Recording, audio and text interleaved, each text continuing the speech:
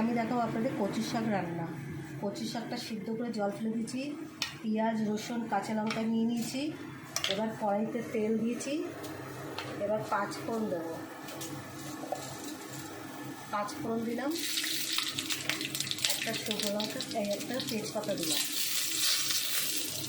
এবার পেঁয়াজ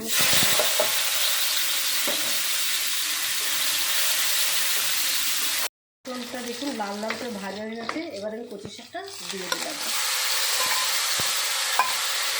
এবার আমি হলুদ দেবো,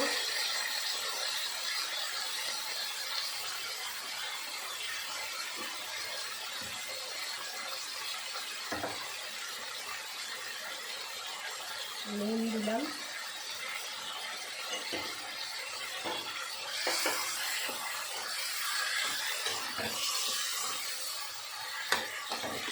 এবার কচুর শাকটা ভালো করে একদম শুকনো করে রান্না করবো।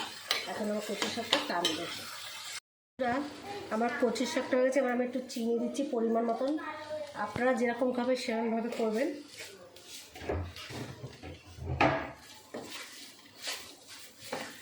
দেখুন কচুর শাকটা একদম শুকিয়ে গেছে।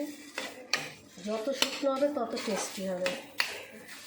আমার পুরো কচুর শাকটা কমপ্লিট।